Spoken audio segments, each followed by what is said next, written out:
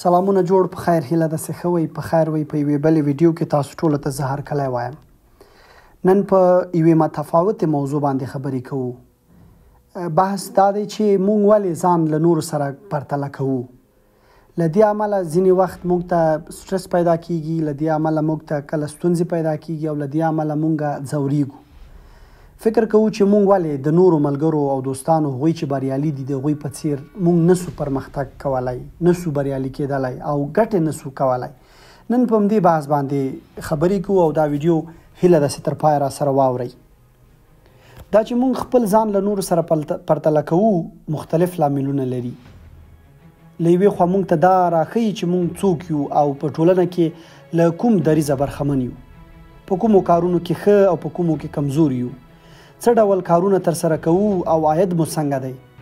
د مشترک ژوند او همکاریو لپاره هم اړینه ده د مثال په توګه په کومو مهارتونو کې ښه یو او د نورو پرتله څومره ستایل کیږو.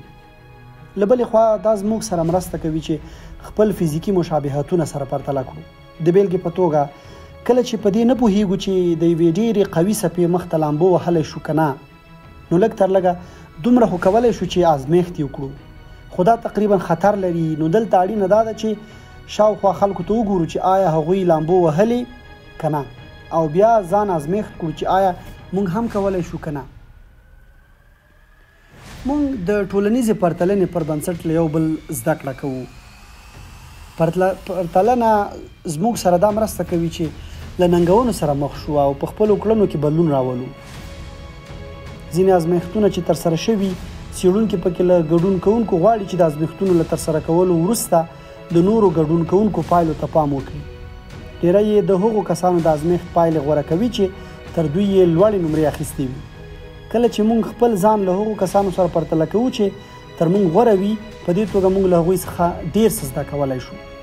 د پرتله کولو بله ښېګڼه دا ده چې موږ ته ښه احساس راکوي. کله چې موږ خپل کارونه په غیر منظمه توګه ترسره کوو او ګورو چې نور کسان یې تر موږ هم په بده بڼه کوي، موږ یوازې پر دې بسنه نه کوو چې موږ عالي یو، بلکې هڅه مو دا وي چې ځان ډېر عالي ثابت کړو. لارډ ویلر او جیری زولز په خپل کتاب د ټولنیزې پرتلنې په فصل کې د دې موضوع یادونه کړې ده. د پرتلنې مختلفې لارې کومې دي؟ موږ په مختلفو طریقو ځان له نورو سره پرتله کوو. د بیلګې په توګه څوک تر موږ په لوړ ټولنیز حالت او څوک ټیټ موقف کې دي، څوک تر موږ غوره، بد او یا هم له موږ سره مساوي دي. د دغه کار اصلي موخه دلته دا ده چې موږ ولې ځان له نورو سره پرتله کوو. آیا موږ غواړو چې ځان هغه کس ته نږدې کړو او ځان ورته ورسوو یا هم ترې فاصله غوره کړو؟ دلته 3 مثالونه وړاندې کوو تر څو چې دا موضوع لږه نوره هم څرګنده شي. لومړی بیلګه، فلیکس ډپریشن لري او غواړي چې خپل وضعیت وازموي او پوه شي چې څنګه خپل وضعیت کې بدلون راوستلی شي. هغه پوهیږي چې ګاونډي یې هم ډپریشن درلود خو اوس بیرته رغېدلی دی. یادیږي چې ګاونډي یې ویلي وو چې د یوې مودې لپاره یې منډه وهله. نو اوس فلیکس هم په همدې فکر دی چې د خپل ګاونډي په څیر منډه وکړي. نو په دې حالت کې فلیکس غوښتل چې ځان له خپل ګاونډي سره پرتله کړي څو په خپل وضعیت کې بدلون راولي. دویمه بیلګه، کله چې ځان له داسې یو کس سره پرتله کوو چې هغه تر موږ په ټیټه ټولنیزه کچه کې وي، اوس فلیکس بله موخه لري. هغه غواړي چې احساس یې ښه شي. فلیکس دا ځل د کلارا په اړه فکر کوي. کلارا خپله دنده له لاسه ورکړې او مجبوره ده چې خپل کور پرېږدي او بل ځای ته کډه وکړي، ځکه نور یې له وسه پوره نه وه چې د کور کرایه ورکړي. اوس فلیکس په دې اند دی چې زه خو لږ تر لږه کار او کور لرم. نو په دې حالت کې ورته د ځان په اړه ښه حس پیدا کیږي. خو معمولا داسې ده چې پرتلنې په غیر ارادي توګه وي. درېیمه بیلګه، دا ځل فلیکس ځان له داسې یو کس سره پرتله کوي چې هغه له ټولنیز پلوه له فلیکس څخه لوړ دریځ لري. فلیکس دا ځل ښه نه احساسوي او غواړي چې حالت کې بدلون راشي. دا ځل انسټاګرام کې ګوري چې میا په یو ډېر لوکس مجلل رستورانټ کې له خپل ملګري سره عکس اخیستی. خپل ملګري یې پوسټ کړی چې د کومې سندرې لپاره شعر لیکي، سندره وایي او ګیټار یې زده کړی. بله ملګري یې د سپورټ په کوم سټوډیوم کې د یوې خوشحاله شېبې عکس خپور کړی. اوس نو فلیکس داسې احساس کوي چې ولې دا نور خلک تر ده ډېر غوره ژوند لري. خلک په منظمه توګه ورزش کوي، ښه خوراک لري، سندرې وایي، رستورانټونو ته ځي او همداسې ټول خلک د فلیکس په پرتله ښایسته ښکاري. فلیکس غواړي چې ښه احساس ولري، خو ځان یې اوس له هغو کسانو سره پرتله کړی چې له فلیکسه په ټولنیز لحاظ ډېر لوړ دي. همدا چې فلیکس یو ډېر بد حس سره مخ کیږي. په یوه میټا تحلیل کې د جانتن ګربر په نوم یو ساینسپوه او ټیم یې د ټولنیزې پرتلنې په برخه کې له 80 کلونو راهیسې یو لړ مطالعات کړي او دا یې څېړلي او په اثبات رسېدلي چې ځان له پورته کسانو سره پرتله کول یو قاطع امر دی. په ډېرو مواردو کې هم اکثره دغه پرتله له لوړ او ټیټ سره شوې ده. کله چې انسانان دغه وس او توان ولري چې ځان د پرتله کولو حالت کې احساس کړي، نو دا د انسان طبیعي خوی او خاصیت دی چې ځان همیشه له داسې یو کس سره پرتله کوي چې تر هغه په ښه موقف یا ځای کې وي. نجم الدین مورینا چې د ارواپوهنې په برخه کې په منسټر پوهنتون کې استاده ده، وایي موږ خپل ځان په ناخودآګاه توګه له نورو سره پرتله کوو او ان دغه حالت ته کله ناکله متوجه هم نه یو. آیا خلک خپل ځان له نورو سره په متفاوته توګه پرتله کوي؟ د دې لپاره چې څېړونکي په دې پوه شي چې خلک خپل ځان له نورو سره څنګه مقایسه کوي، نو اړینه ده چې هغه پرتلنه هم تر څېړنې لاندې ونیول شي چې انسان یې په غیر ارادي توګه ترسره کوي.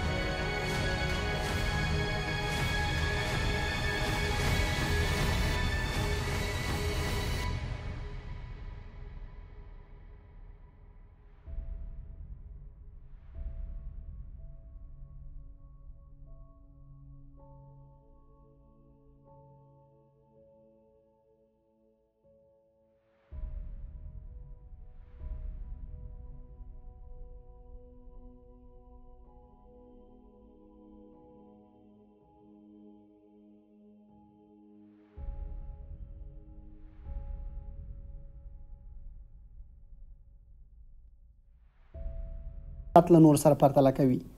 په دې اند وي چې زه څنګه یم، څنګه ښکارم. دغه پرتله اکثرا موږ له داسې یو حالت سره مخ کوي چې په خپل وجود او فزیکي حالت قناعت نه کوو. د پرتلنې پر ماهیت پوهېدل او پر بدلون یې ټینګار له انسان سره ډېره مرسته کولی شي. کله چې له خپل وجود راضي نه یاست، نو په دې باید پوه شو چې آیا موږ خپل ځان له نور سره پرتله کوو؟ په دې صورت کې زموږ سره څه مرسته کولی شي؟ هر هغه پروفایل چې موږ په ټولنیزو رسنیو کې ګورو باید انفالو شي، ځکه چې اکثر له حقیقت لري وي او وجود له طبیعي خلقت څخه لري، یعنی تقلبي وي. او یا هم په ساده الفاظو کې کوو په ټولنیزو رسنیو کې ظاهري پرستی اوج ته رسیدلې. د ارواپوهنې متخصصه مورینا وایي دا له هغو کسانو سره چې نسبتاً له ذهني ناروغیو سره مخ دي مرسته کولی شي، او په دې پوهوي چې ځان باید له څه ډول کسانو سره پرتله کړي او دغه پرتله دوی ته څه ورکولی شي، مثلا مثبت فکر او یا هم کومه انګیزه. که چیرې دغه ټکي ته پاملرنه وکړو نو دا تر ډیره موږ سره مرسته کولی شي چې په شعوري توګه انسان ځان له چا سره پرتله کړي، او په پرتله موږ هم په داسې یو حالت کې چې انسان یې پر مثبتو اغیزو پوه وي. که چیرې موږ دغو ټکو ته پاملرنه وکړو نو غیر شعوري پرتلنه موږ ته ډیره ګټوره تمامېدی شي. هغه کسان چې اکثرا له نورو سره د پرتلنې عادت لري داسې کسان باید ځان له ډیرو ماهرو کسانو سره نه بلکې له هغو سره چې د همدوی په حد کې مقایسه کړي. دا تر ډیره ورته ګټور تمامېدی شي. زماني پرتلنې دلته غوره ده چې انسان ځان له خپل ځان سره پرتله کړي. مثلا په یوه ټاکلې موده کې چې آیا نن زه له خپلې یو کال مخکې شخصیت څخه بهتره یم؟ آیا کولی شم چې خپل یو کار په راتلونکو څو میاشتو کې بهتره مدیریت کړم؟ بعدي پرتله دلته انسان ځان په خپلو په مختلفو حالاتونو کې پرتله کوي. مثلا په ځغاسته کې شاید ډیر زر ستړي شي، خو ګیټار څنګه مثلا مطالعه، پخلی، نور او داسې نور. د پرتلې دغه ډول زموږ سره دا مرسته کوي چې خپل ځان ښه احساس کړو، په خپل قوت او ضعف پوه شو، او که چیرې داسې احساس کړو چې دغه پرتلنې زموږ د تمې هغه معیارونه چې موږ خپله ورته ټاکلی نشي پوره کولی او لږ څه بدلون پکې راولو. آیا ټولنیزه رسنۍ زموږ د پرتلنې په نوعیت کې بدلون راولي؟ زموږ د ښوونځي د دورې ټولګیوال چې اوس له هغوی سره په اړیکه کې نه یو، د نړۍ په کوم ګوټ کې شاید په کوم ساحل کې له سمندره خوند واخلي، یا هم د خپلې خوښې دندې موندلې وي، یا هم 10 کیلو وزن کم شوی وي. ټولنیزه رسنۍ موږ ته اکثره دغه زمینه برابروي چې ځان له نورو سره پرتله کړو. په ډېرې اسانۍ خپل کور کې د نورو له ژونده د همدغه ټولنیزې رسنۍ په مرسته خبرېدلی شو. څېړنې ښودلې چې د ټولنیز ژوند پرتله په ټولنیزو رسنیو کې انسان ته د خپل ژوند څخه د لږ قناعت حس ورکولی شي. خو دا په دې پورې اړه لري چې انسان ځان په عموم کې څنګه حس کوي او څه موخه لري. د یوې څېړنې لپاره په چین کې څېړونکو د سروې لپاره واده شوې مېرمنې غوره کړې وې.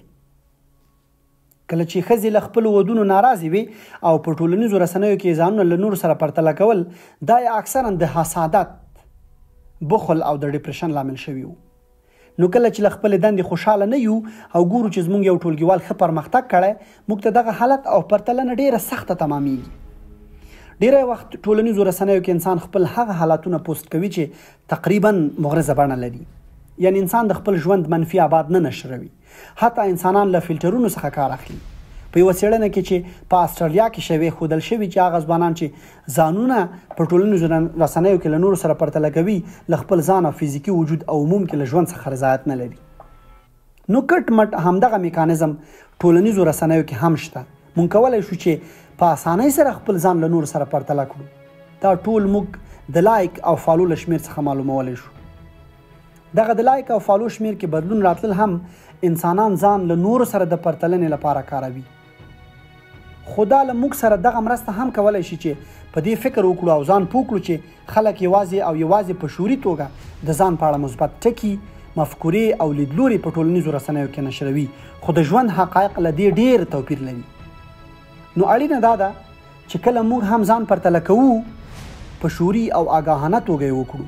هر هغه څه چې موږ په ټولنیزو رسنیو کې وینو هغه نه باید زموږ د پرتلنې لپاره یو معیار وي، بلکې دا چې هر څه د حقایقو پر بنسټ وي. درنو اوریدونکو، ډیره مننه چې له موږ سره مو دا مهمه ویډیو تر پایه واورېده. دغه مطلب د هوسۍ طارق په نوم یوه نجلۍ ژباړلی.